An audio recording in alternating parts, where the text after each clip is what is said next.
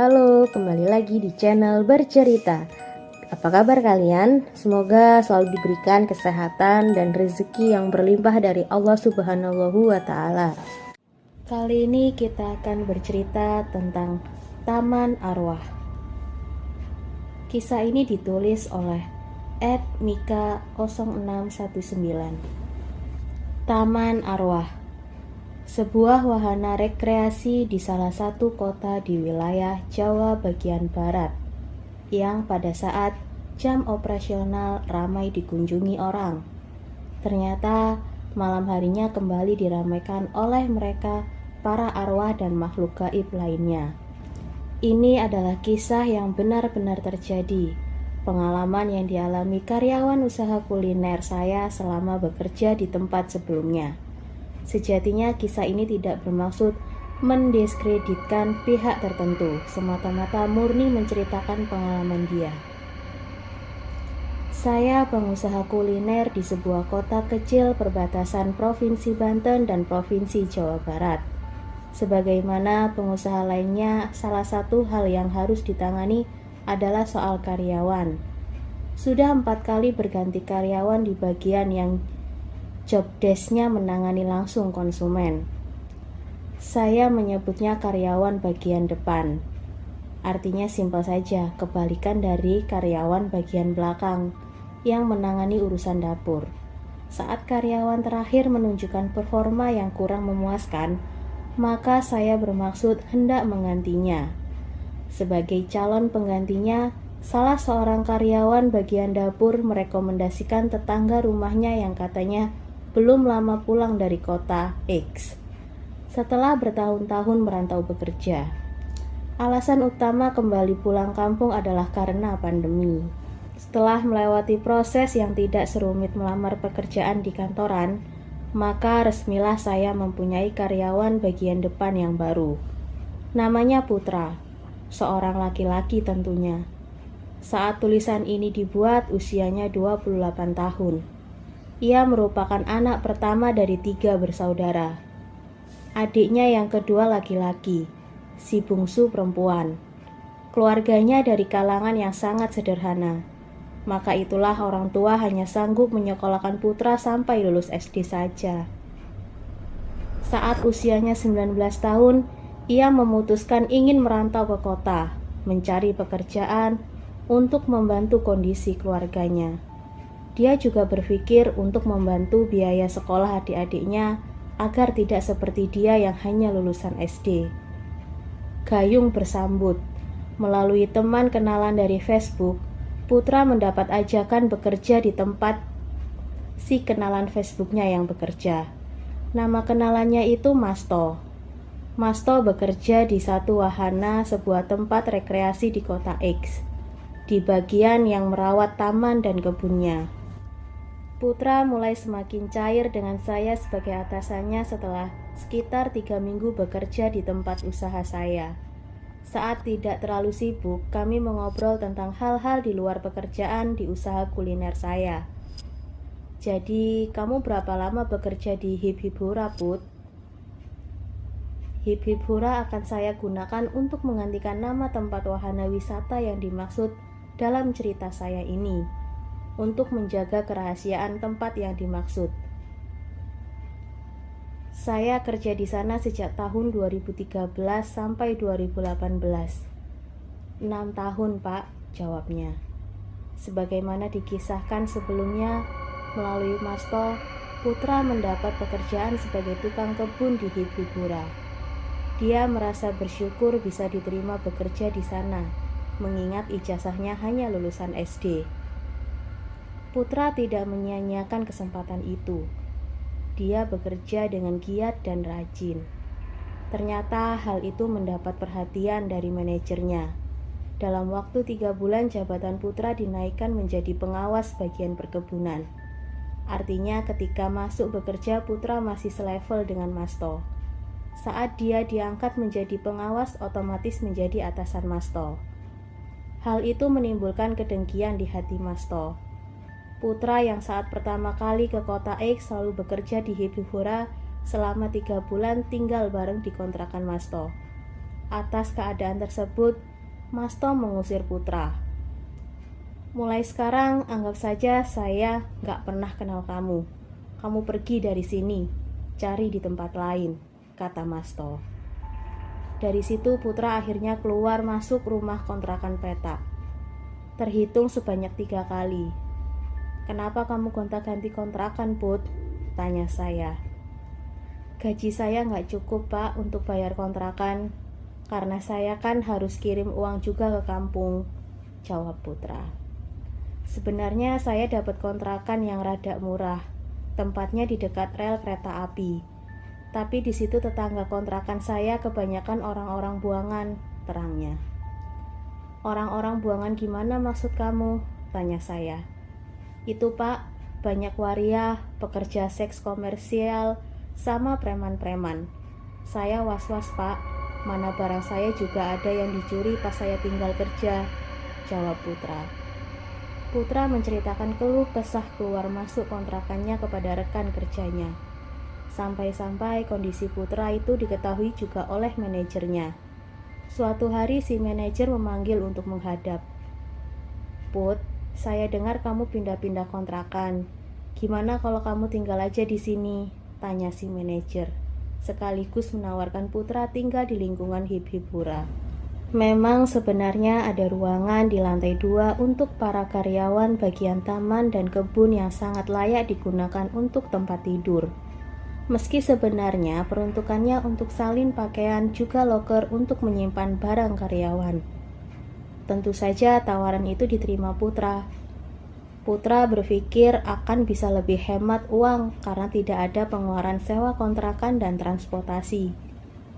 Kamar mandi dan dapur juga tersedia. Di Hip-Hip-Hura juga terdapat kebun sayur dan kolam ikan mas dan nila. Ikannya boleh diambil, asal seperlunya. Sempurna, pikir Putra. Jam operasional Hip-Hip-Hura pukul 8 pagi sampai pukul 4 sore. Setelah itu, tentu saja karyawan pulang ke tempat tinggalnya masing-masing. Memang tidak semua karyawan, alias jam 4 sore langsung pulang. Ada saja karyawan yang menghabiskan waktunya terlebih dahulu di sana. Tapi banter paling lama hanya pukul 9 malam. Hip-Hip-Hura sebenarnya salah satu wahana tempat wisata yang sangat luas. Petugas security hanya berjaga di pos bagian depan atau ke gerbang keluar dari tempat wisata. Maka itulah di atas pukul 9 malam, Putra benar-benar sendirian di Hip-Hip-Hura. Hari dan malam pertama dilewati tanpa ada hambatan apa-apa. Putra bisa tidur dengan pulas dan bangun esok paginya dengan segar. Namun saat malam kedualah Putra mulai merasakan ada sesuatu yang tidak lazim di tempat tinggalnya itu. Auranya mulai terasa janggal dan mistis. Wahana Hip-Hip-Hura adalah ekoturisme. Di dalamnya para wisatawan akan mendapat edukasi agrikultur. Sasaran utama wisatawan adalah anak-anak pelajar sampai tingkat pendidikan SMP. Di sana mereka bisa bermain sambil belajar bercocok tanam dan beternak. Maka itulah di dalam wahana Hip-Hip-Hura terdapat kebun sayur mayur, lahan sawah meskipun hanya sepetak, dan juga beberapa hewan peternakan seperti ayam, domba, kelinci, bahkan kerbau. Burung-burung juga menjadi koleksinya. Suasana sangat rimbun dan teduh saat siang hari, karena terdapat juga pohon-pohon besar seperti beringin, kelapa, bambu, dan pohon-pohon lainnya. Bisa dibilang Hip-Hip-Hura seperti hutan mini. Sarana kantor, ruang edukasi, dan gudang peralatan berada di tengah-tengah wahana. Terdapat musola berbentuk gazebo atau saung tidak jauh darinya. Untuk para wisatawan berjalan mengitari seluruh wahana Hip-Hip-Hura dipasangi paving block. Pihak Hip-Hip-Hura juga menyewakan sepeda ontel apabila wisatawan enggan berjalan. Tempat tinggal Putra selama menetap di Hip-Hip-Hura adalah satu lokasi dengan kantor. Artinya, Putra tinggal di tengah-tengah hutan. Malam Kamis itu Hip-Hip-Hura sudah sepi. Semua karyawan sudah pulang. Tinggallah Putra sendirian. Waktu menunjukkan pukul 11 malam. Saat menonton televisi, dia merasa lapar. Beranjaklah dia ke dapur kantor, atau bahasa kerennya pantry, yang berada di bawah. Putra bermaksud hendak memasak mie instan rebus. Supaya mie rebusnya lebih nikmat, terpikir olehnya dibubuhi cabai dan ditambahi daun sawi. Kebun cabai dan sawi berada di beberapa meter dari kantor. Untuk itu Putra harus keluar menuju kebun. Dia berjalan menyusuri paving block. Tiba-tiba angin berhembus lebih kencang dari biasanya, sampai-sampai menggoyangkan batang pepohonan, seolah pepohonan itu menarikan semacam gerakan ritual. Bunyi dedaunan juga ranting saling bergesekan terdengar. Di antaranya, bebunyian itu telinga Putra menangkap bunyi sapu lidi. Seperti ada yang menyapu. Siapa yang menyapu malam-malam? Terbesit pertanyaan dalam benak Putra. Dia menoleh ke sekeliling, tak ada siapapun. Lalu dia berpikir, cuma perasaan saja. Tiba di kebun cabai, dia mulai memetik beberapa buahnya. Bunyi sapu lidi terdengar lagi, bahkan kali ini lebih dekat. Putra berhenti memetik, lalu melihat sekeliling. Suara sapu hilang, bulu kuduk Putra berdiri. Ia merasa ada seseorang atau sesuatu selain dirinya ada bersamanya. Kemudian Putra segera beranjak dari kebun cabai, tidak lagi memperdulikan daun sawi yang belum sempat dia petik. Namun dia waspada, berjalan mundur perlahan. Saat berjalan mundur, baru beberapa langkah dia bertabrakan dengan seseorang. Putra menoleh. Ternyata dia bertabrakan dengan punggung seseorang. Sosok wanita parubaya, bisa dibilang nenek-nenek. Terbesit di pikiran Putra nenek itu adalah Bu Nur. Bu Nur, sapa Putra. Bu Nur adalah petugas kebersihan lingkungan sekitar kantor Hip Hip Hura. Tapi bukannya Bu Nur udah pulang dari tadi, pikirnya. Lagi pula Bu Nur saat bekerja selalu mengenakan seragam khusus personil bagian kebersihan. Sedangkan sosok nenek-nenek yang ditabraknya memakai pakaian atasan model kebaya, namun terlihat sudah usang kehitaman. Bawahannya memakai kain yang juga terlihat usang. Putra tersadar, itu bukan Bu Nur. Lalu ia mundur mengambil jarak sekitar 3 langkah dari sosok nenek itu. Nenek siapa? Kok malam-malam ada di sini? Putra bertanya sambil gemetar. Namun ia mencoba menguasai diri yang ditanya diam dan tak bergeming. Nek, sapa Putra lagi. Sosok nenek itu perlahan membalik badannya menghadap Putra. Astagfirullah, teriak Putra. Lalu ia jongkok menyembunyikan wajah dengan memeluk kedua dengkulnya. Sosok nenek yang dilihat Putra wajahnya gosong melepuh seperti terbakar di bagian wajah kiri. Bola matanya sudah tidak ada, sedangkan bagian wajah kanan masih terlihat utuh. Matanya nampak besar melotot menatap Putra. Mata itu seperti hendak keluar dari kelopaknya. Rambutnya disanggul dan putih beruban. Ada apa kesini? Mau apa? Tolong jangan nunjukin seperti ini ke saya. Saya di sini niatnya hanya bekerja, kata Putra mencoba mengajak bicara sosok nenek-nenek itu sambil tetap menutup wajah dengan kedua dengkul. Tubuh Putra gemetar hebat saking ketakutannya. Tidak terdengar jawaban atau reaksi apapun dari nenek itu. Beberapa saat kemudian, Putra memberanikan diri membuka matanya. Ternyata nenek itu sudah tidak ada di hadapan Putra. Hilang begitu saja. Putra mengambil langkah 1000 lari terbirit-birit langsung menuju ruang atas. Putra merasa lemas, lalu dia pun tertidur, atau mungkin juga pingsan karena syok. Saat dia terbangun ternyata hari sudah subuh. Ya ampun, teriak Putra ngeri. Yang dikira Putra kelapa yang berjatuhan ternyata kepala-kepala manusia. Kepala-kepala yang tertebas pisah dari tubuhnya. Saat jam kerja, Putra menceritakan pengalaman semalam ke rekan kerjanya. Anton namanya. Anton sudah lebih dulu bekerja di Hip Hip Hura 2 tahun dari Putra. Sebenarnya waktu Pak Rudi nawarin lo tinggal di sini, gue pengen nahan lo. Tapi lo kayak yang antusias gitu. Lagian gue juga tahu sih masalah keuangan lo. Jadi gue pikir ya udah, mudah-mudahan lo gak kenapa-napa. Gak taunya, kata Anton setelah mendengar penuturan Putra. Kenapa Ton? Kasih tahu gue dong, ada apa? Pinta Putra. Sebenarnya sebelum lo juga ada karyawan yang pernah tinggal di sini, namanya Budi, papar Anton. Lalu dia melanjutkan. Setelah seminggu dia tinggal, ada kecelakaan. Dia jatuh dari lantai 2. Terus dia... Kenapa dia Ton? Tanya Putra memburu. Dia meninggal setelah sempat 2 hari dirawat di rumah sakit, terang Anton. Wah, itu kejadiannya kapan? Tanya Putra. Sekitar 5 bulan yang lalu, jawab Anton. Lalu Anton menceritakan bahwa dia yang mengantar almarhum Budi ke rumah sakit. Anton sempat menunggu Budi di ruang UGD.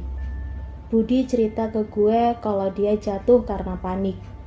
Dia ngelihat sesuatu di tangga, terang Anton. Dia ngelihat apa Ton? Tanya Putra, kali ini nadanya terdengar panik sekaligus penasaran. Gak jelas, katanya kayak orang tapi kayak binatang juga, jawab Anton. Putra jadi melamun. Putra juga menceritakan kejadian semalam ke Bu Nur. Orang yang semalam disangkanya sedang menyapu. Bu Nur bilang, mending kamu jangan tinggal di sini, cuman cari mati aja. Tapi Putra berniat tetap mencoba tinggal, meski alasan sebenarnya adalah dia tidak punya pilihan lain. Malam-malam berikutnya, Putra terus-menerus diganggu oleh suara-suara orang yang sedang mandi sambil bersenandung di kamar mandi. Bunyi panci dan penggorengan seperti ada orang memasak di pantry. Juga suara bel dari sepeda ontel. Tapi sejak kejadian nenek-nenek nyapu, dia enggan turun ke bawah. Jam 10 malam dia sudah berdiam di kamar atas saja. Hingga satu malam Putra terbangun. Dia merasa perutnya mules. Dia kepingin buang air besar. Dia melihat ke jam dinding. Aduh, mana masih jam 1 malam lagi, gumamnya. Putra coba mengabaikan rasa mulesnya, tapi sia-sia. Rasanya sudah di ujung. Aduh, anjrit, terpaksa deh daripada brojol di sini, katanya lirih. Bismillah, katanya sebelum menuruni tangga dia mengumpulkan keberaniannya.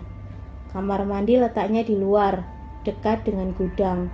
Sebenarnya tidak jauh dari ruang tidurnya, tapi tetap saja letaknya di luar. Tumben sepi, katanya dalam hati. Karena biasanya selalu ada suara-suara aktivitas di dapur dan di kamar mandi. Putra berhasil mencapai kamar mandi, lalu dia melaksanakan buang hajatnya. Plung, lega, kata Putra setelah beberapa pup yang barusan sudah di ujung keluar. Tapi hajatnya belum tuntas, perutnya masih terasa sedikit mules. Di luar terdengar lagi suara angin bertiup. Terdengar lagi suara dedaunan diterpa angin dan batang juga ranting pohon yang saling bergesekan. Lalu terdengar suara buk buk buk buk. Putra memasang kupingnya mendengar suara itu dari dalam kamar mandi. Perlahan Putra membuka pintu kamar mandi. Dia melihat ada sesuatu berbentuk bulat-bulat seperti berserakan di dekat pohon kelapa. Dalam keremangan, dia mencoba menegaskan pandangan pada benda bulat yang berserakan dekat pohon kelapa. Ya ampun, teriak Putra ngeri. Yang dikira Putra kelapa yang berjatuhan ternyata kepala-kepala manusia. Kepala-kepala yang tertebas pisah dari tubuhnya. Putra berlari bermaksud hendak ke arah kamarnya yang hanya sebelokan ke kanan. Namun dia menghentikan langkah seribunya. Ada sesuatu yang seolah menghadang. Putra tak percaya dengan apa yang dilihatnya. Sesosok tubuh tanpa kepala berjalan tertatih-tatih. Tangan kirinya membawa kepalanya sendiri dengan menjambak rambutnya. Sosok itu berjalan tertatih-tatih karena pergelangan kaki kanannya terikat rantai dengan bandul bola besi seukuran bola kaki. Pakaian sosok itu koyak-koyak seperti habis dicambuk habis-habisan. "Hah!" teriak Putra ketakutan. Dia tersungkur dengan posisi duduk. Dia mencoba bangkit, namun kedua lututnya lemas. Akhirnya dengan segenap kekuatan yang masih ada, dia berhasil berdiri. Kemudian dia mencoba berlari sambil terhuyung-huyung ke arah sebaliknya yang menuju ke arah kebun. Baru berlari beberapa meter, kembali larinya terhenti. Lagi-lagi ada sosok yang menghadangnya. Mirip dengan sosok tanpa kepala tadi. Sosok berjalan tertatih-tatih karena menyeret rantai berbandul bola besi. Namun yang satu ini kepala masih nempel dengan tubuhnya. Rambutnya panjang, tapi tidak bisa dipastikan itu sosok perempuan atau laki-laki. Wajah sosok itu hancur seperti habis diseret ke aspal. Daging-daging wajahnya koyak. Kedua bola matanya terlihat menggantung pada seutas urat. "Ah!" teriak Putra lagi. Yang terpikir oleh Putra saat itu adalah segera keluar dari wahana hip hip hura saat itu juga. Meski sulit karena kedua lututnya lemas, tetap Putra berlari sekuatnya. Putra terpaksa berlari melewati sosok berwajah koyak karena itu satu-satunya akses menuju gerbang depan pintu keluar wahana. Saat berlari beberapa kali ia tersungkur karena takut bukan kepalang. Putra melewati pos satpam utama di gerbang depan tempat rekreasi itu. Petugas security terperangah melihat Putra berlari terbirit-birit pada waktu dini hari itu. "Hei Mas Putra, ada apa?" panggil security yang mengenali Putra. Namun Putra mengabaikannya dan terus berlari. Akhirnya Putra menghentikan larinya di sebuah halte bus. Dia lantas duduk pada bangku halte mencoba menenangkan diri. Nafasnya masih terengah-engah. Tubuh beserta pakaiannya basah oleh peluh sendiri. Tak berapa lama kemudian dia mulai bisa mengatur nafasnya. Namun dia menangis sejadi-jadinya, meratapi apa yang sudah terjadi pada dirinya. "Kenapa aku harus ngalamin ini?" Pertanyaan dalam benaknya. Inginnya Putra bekerja di Hibhibura dini hari itu juga. Namun dia menangis sejadi-jadinya meratapi apa yang sudah terjadi pada dirinya. "Kenapa aku harus ngalamin ini?" Pertanyaannya dalam benaknya. Inginnya Putra berhenti bekerja di Hibhibura dini hari itu juga. Tapi saat dia mulai bisa berpikir jernih, terlintas bayangan wajah ibu bapaknya yang di kampung yang sedang menunggu kiriman uang darinya. Lalu ia terbayang wajah kedua adiknya yang biaya sekolahnya juga dari hasil jerih payahnya. "Terus gimana Put? Kamu berhenti dari hip-hip hura malam itu juga?" tanya saya. "Enggak Pak," jawab si Putra. "Loh kenapa? Kamu nggak takut?" "Ya takut sih Pak. Bohong kalau nggak mah. Tapi saya keinget sama emak bapak di kampung. Terus saya ingat adik-adik saya yang masih butuh biaya buat sekolah. Saya nguatin tekad. Apapun yang terjadi, saya akan coba bertahan." "Kamu langsung balik lagi ke dalam hip-hip hura?" "Enggak Pak, saya nunggu sampai subuh di halte bus," kata Putra sambil nyengir. Saat azan subuh berkumandang, Putra kembali lagi ke tempat wisata X, lalu masuk kembali ke wahana hip-hip hura. Dia sudah menguasai diri kembali, dan dia sudah bertekad akan bertahan demi keluarga di kampung. Saat bekerja kali ini dia tidak bercerita kepada siapapun pengalaman semalam. Meskipun Anton menanyakan karena mendapat info dari security gerbang depan yang melihatnya lari terbirit-birit dini hari tadi. Putra cuma jawab, "Nggak kenapa-napa." Malamnya Putra tertidur sangat pulas, karena memang kurang tidur sehari sebelumnya. Malam berikutnya pun dia lalui dengan tabah. Dia mulai terbiasa dengan situasi di Hip-Hip-Hura. Gangguan-gangguan dari mereka yang tak kasat mata, penunggu Hip-Hip-Hura bukan tidak ada sama sekali. Tetap ada meskipun tidak setiap malam. Putra sudah terbiasa dengan suara orang mandi sambil bersenandung di kamar mandi. Sudah terbiasa dengan aktivitas seperti ada yang memasak di pantry. Oh iya, bunyi lonceng sepeda ontel. Suatu malam Putra menggelitik untuk mengintip ke bawah dari balkon lantai atas kamarnya. Saat mendengar bunyi lonceng sepeda ontel, kring kring kring kring, ramai sekali. Ternyata sepeda-sepeda ontel yang disewakan itu berjalan sendiri lalu lalang. Hanya karena percaya lindungan Tuhan dan tekad demi keluargalah yang membuat Putra kuat bertahan di sana. Suatu sore menjelang malam, belum terlalu larut sekitar pukul 9, Putra bermaksud melaksanakan sholat isya di musola yang berada di luar. Musola di luar itu berbentuk gazebo. Di tengah sholatnya, tiba-tiba kembali angin bertiup lebih kencang dari biasa, menggoyangkan semua pepohonan di sekitar musola. Dia tak bergeming, mencoba tetap khusyuk.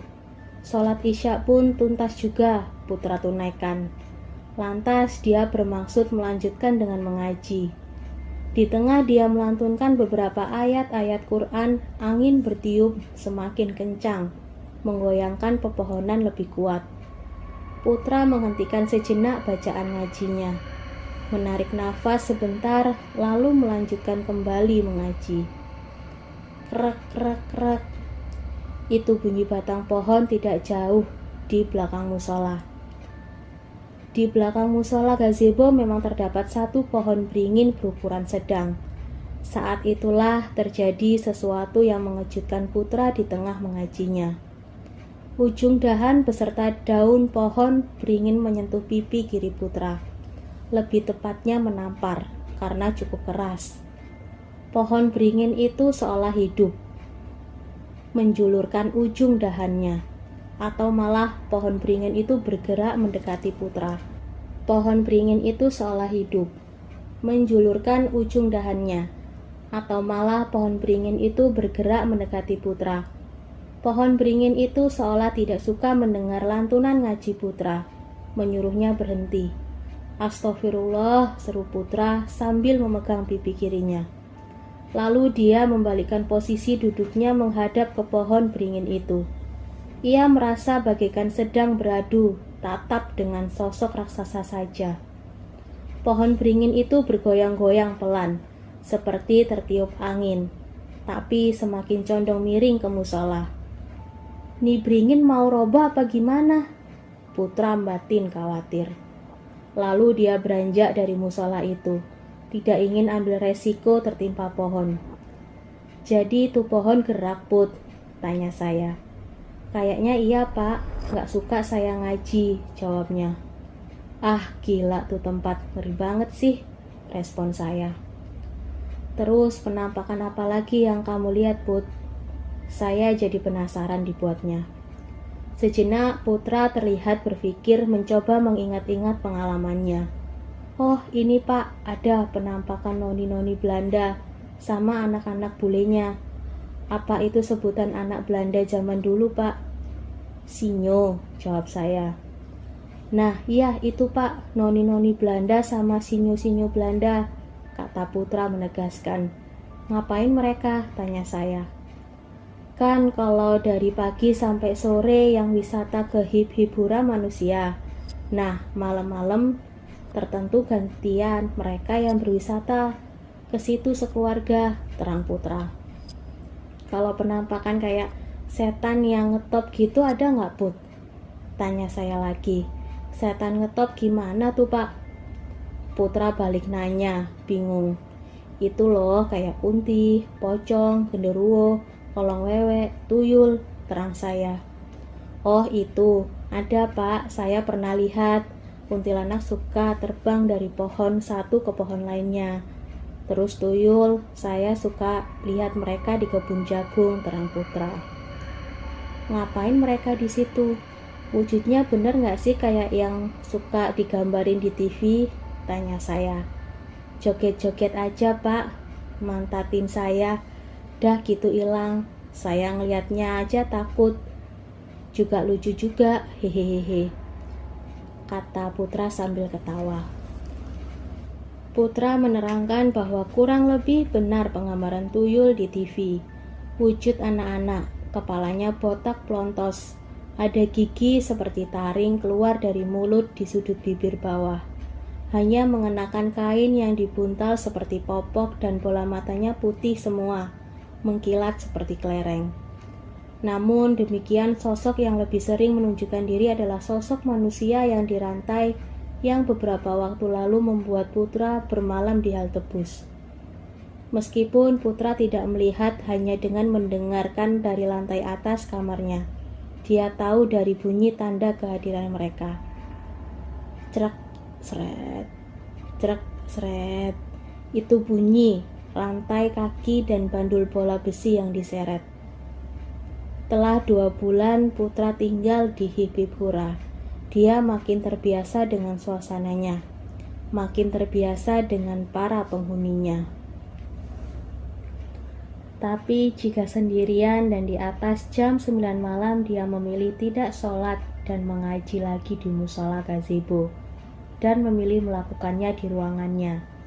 Terlalu banyak gangguan, katanya. Rekan kerja di Hipipura selain Anton yang akrab juga dengannya adalah Teddy. Putra menunjukkan foto mereka bertiga ke saya di handphonenya. Ini Anton, yang ini namanya Teddy Pak, katanya sambil menunjuk ke layar handphonenya. Pada waktu tertentu di luar jam kerja mereka bermain futsal. Teddy ini kerap kerasukan, atau bahasa lebih umumnya kesurupan. Saat sedang berada di Hipipura, saat kesurupan ada kalanya dia membentak-bentak Putra. Suaranya berubah-ubah, kadang suara laki-laki, kadang suara perempuan, suara nenek-nenek, suara kakek-kakek, suara berlogat bule, suara anak-anak. Bentak-bentak gimana Put? Tanya saya. Pergi kamu dari sini, pergi kamu, pergi. Begitu Putra memeragakan Teddy saat sedang kesurupan. Ada yang nangis aja, ada yang teriak-teriak, ada yang merintih minta tolong, tambahnya. Pernah saya mimpi serem banget Pak, kata Putra. Mimpi apa? Tanya saya. Saya melihat penyiksaan sadis banget Pak. Ada yang kepalanya dihantam balok, ada yang ditusuk-tusuk perutnya, dadanya, matanya, kepalanya dipancung, ada juga yang ditembak, dicambukin sampai berdarah-darah. Ada yang diperkosa rame-rame juga. Ih, serem Pak, ngeri saya kalau inget, urai Putra sambil bergidik. Tunggu dulu, penyiksaan kata kamu, tanya saya. Iya Pak, penyiksaan, kata Putra menegaskan. Menurut catatan sejarah di lokasi wisata X, memang pernah terjadi penyiksaan sekaligus pembunuhan. Dahulu tahun 1942, saat tentara Jepang datang ke Indonesia sampai akhirnya masuk ke kota X setelah melucuti militer Belanda. Hari-hari berikutnya mereka mulai menangkapi orang-orang Belanda, bahkan pribumi yang dianggap simpatisan pemerintah kolonial Belanda. Kemudian mereka digiring ke sebuah lokasi. Disitulah akhir hidup para tawanan tentara Jepang ini. Sampai sekarang pun kuburan para korban kekejaman Jepang masih ada, tidak jauh dari tempat yang sekarang menjadi lokasi tempat wisata X. Kalau menurut Om Hao, tokoh spiritual yang cukup terkenal itu, apa yang terlihat Putra dalam mimpinya itu adalah konsep retrokognisi. Dalam kasus Putra, melalui mimpi dia diperlihatkan tragedi yang pernah terjadi di situ sebelum sekarang tempat itu menjadi wisata. Kamu udah kayak Om Hao Put, bisa ngelihat kejadian zaman dahulu, kata saya. Oh, jadi dulu di situ tempat pembantaian Pak, respon Putra. Iya, kebetulan saya juga penggemar sejarah. Setahu saya memang begitu, timpal saya. Jangan-jangan setan yang kayak zombie yang suka jalan-jalan kakinya dirantai itu arwah gentayangan para korban ya Pak, kata Putra dengan nada miris. Bisa jadi Put, respon saya. Saat mengatakan demikian, Putra menunjukkan ke saya lengannya merinding. Herannya saya sebenarnya juga merinding. Jujur saja, sebelum Putra menceritakan perihal mimpinya itu, saya sedikit sangsi akan penampakan dan aktivitas makhluk gaib di Hibibura dari cerita-ceritanya. Namun dengan adanya kecocokan bahwa memang di lokasi itu pernah terjadi tragedi berdarah yang brutal membunuh banyak jiwa, saya jadi yakin akan kebenaran cerita pengalaman menyeramkan Putra di sana. Kamu tahu nggak kenapa kalau sedang dengerin, baca atau cerita tentang makhluk gaib dan penampakan, kamu merinding? Itu karena makhluk dan kejadian itu benaran ada dan terjadi. Mengapa begitu? Karena mereka makhluk yang tidak terbatas ruang dan waktu. Boleh jadi mereka ada di sekitar kalian, merhatikan kalian. Banyak-banyak doa ya. Suatu malam Putra kemalaman pulang sehabis bermain futsal. Dikarenakan sehabis bermain futsal, Anton dan Teddy mengajaknya nongkrong di kafe kopi. Keasyikan ngopinya sampai lupa waktu, sudah pukul 11 malam. Segera Putra pamitan kepada kedua sahabatnya. Biasanya selesai futsal maksimal pukul 9 malam dia sudah beranjak pulang dan tiba di Hibibura setengah jam kemudian. Aduh, sialan, aku kemalaman. Mudah-mudahan gak ada yang aneh-aneh, gumamnya saat membuka gerbang depan Hibibura. Waktu sudah menjelang tengah malam. Dia lalu berjalan menyusuri paving blok dengan waspada, siap-siap akan kemungkinan penampakan. Meskipun sudah semakin terbiasa dengan kehadiran makhluk tak kasat mata, tetap saja Putra tidak berharap bertemu langsung dengan mereka. Toh mereka memang tidak setiap malam juga muncul. Lebih seringnya Putra mendengar suara-suara. Itu pun Putra sudah berada di ruang atas, tidak melihat mereka. Prinsip Putra, masing-masing ya, jangan ganggu. Begitu dia selalu seolah menyapa saat mendengar seperti ada suatu aktivitas dari mereka yang tak kasat mata. Normalnya manusia jika melihat sesuatu yang ganjil, bukan hal yang dilihat sehari-hari, apalagi wujudnya menyeramkan pula, pasti responnya pertama kaget, kedua takut, lalu selanjutnya tergantung kesiapan mental. Ada yang memberanikan diri, ada yang diam terpaku karena lemas, dan ada yang tetap ketakutan setengah mati, sampai-sampai berteriak histeris, lalu lari terbirit-birit. Ada pula yang pingsan di tempat atau bahkan ada yang sampai kencing di celana. Beberapa meter Putra berjalan tanpa bertemu hal yang ganjil. Saat belokan kedua dekat kebun sayuran, Putra dikejutkan oleh penampakan yang mengerikan sekaligus mengenaskan. Sesosok laki-laki usia sekitar 50-an. Perawakan sedikit tambun, namun tidak pendek. Lehernya miring ke kanan, lidahnya menjulur mengeluarkan air liur. Matanya terbuka membelalak, tapi air matanya bercucuran, dan kakinya seperti menjinjit tapi tidak menyentuh paving blok. Mengapung 30 cm dari permukaan paving blok. Sosok itu bersuara, seperti suara orang yang tercekik. Putra kaget bukan kepalang. Seluruh darahnya serasa berdesir turun ke kakinya. Jantungnya berdegup kencang, namun lututnya lemas. Baru kali ini sosok itu dilihatnya. Astagfirullahaladzim, ya Allah, apalagi ini? Kata Putra sambil berjongkok. Putra menutup wajahnya dengan kedua telapak tangannya. Sesaat Putra mengintip dari celah jemarinya. Sosok itu masih di depan menghadapnya. Tolong, jangan ganggu saya, jangan nunjukin seperti ini. Saya di sini cuma ingin bekerja. Tolong pergi, kata Putra mencoba berkomunikasi dengan sosok itu. Dijawab demikian oleh sosok itu. Putra masih berjongkok sambil menutup wajahnya dengan telapak tangannya. Lalu dari celah jemarinya dia melihat sosok itu seperti membalik badan. Perlahan meskipun tetap mengapung kemudian berlalu dari hadapannya.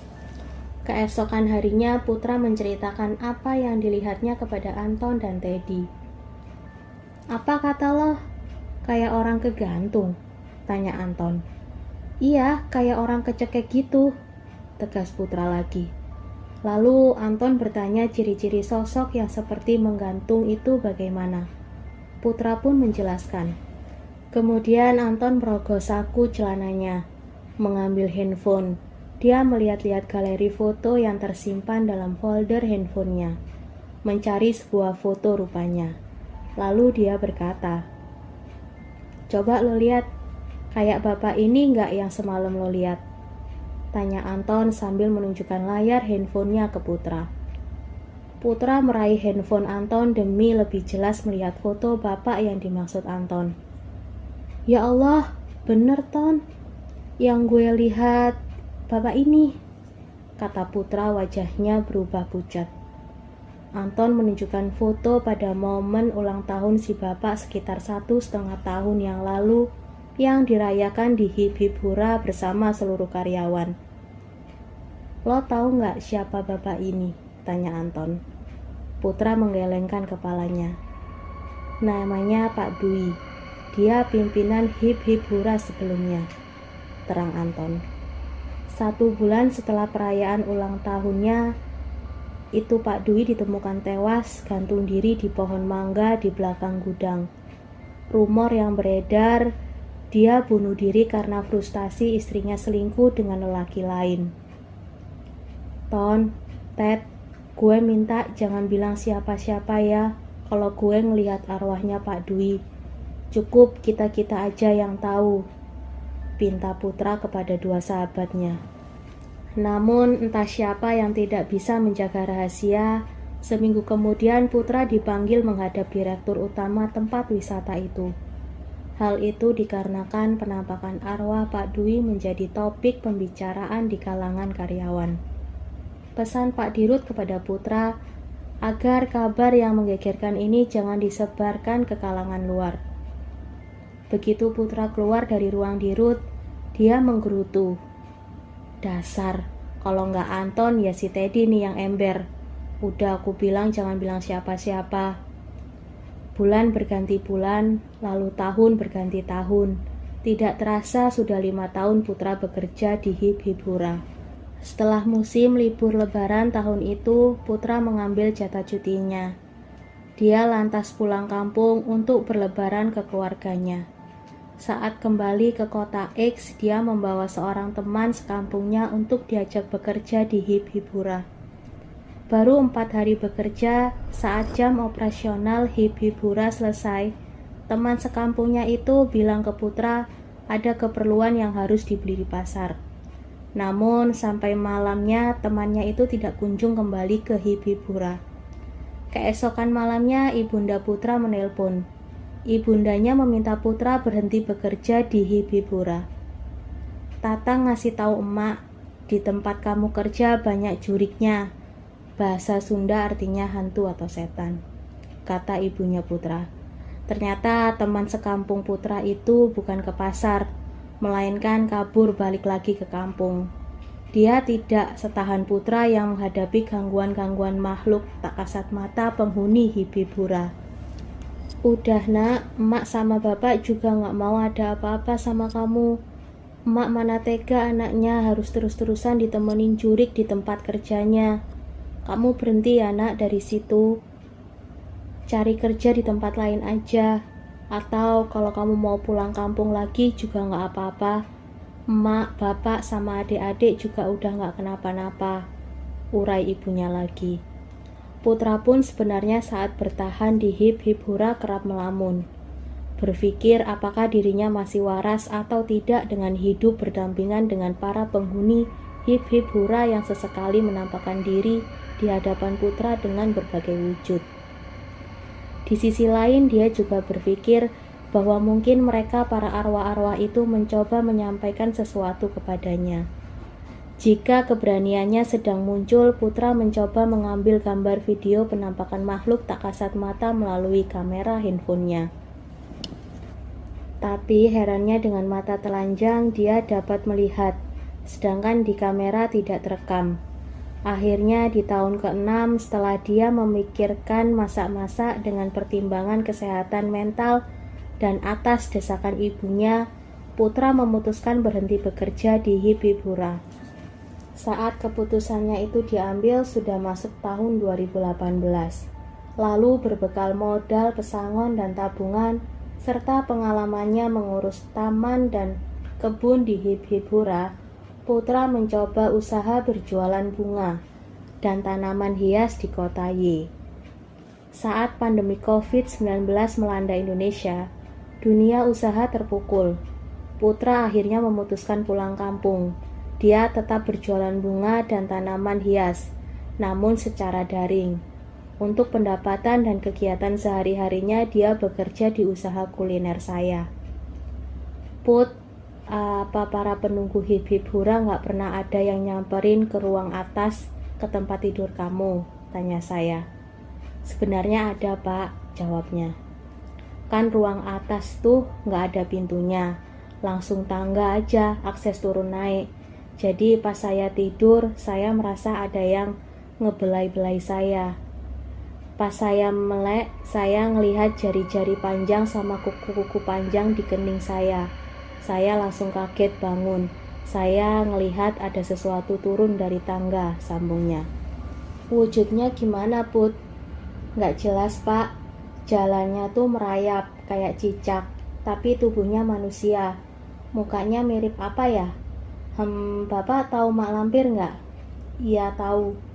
Nah, saya lihat kepalanya kayak mak lampir, tapi matanya bulat merah menyala. Oh, itu kali yang bikin panik karyawan yang tidur di Hibibura sebelum kamu. Yang jatuh terus meninggal itu, kata saya menyimpulkan. Iya Pak, sepertinya, kata Putra. Sekian kisah Taman Arwah. Semoga ada pembelajaran yang dapat diambil dari kisah ini. Jangan lupa like, komen, dan subscribe. Terima kasih.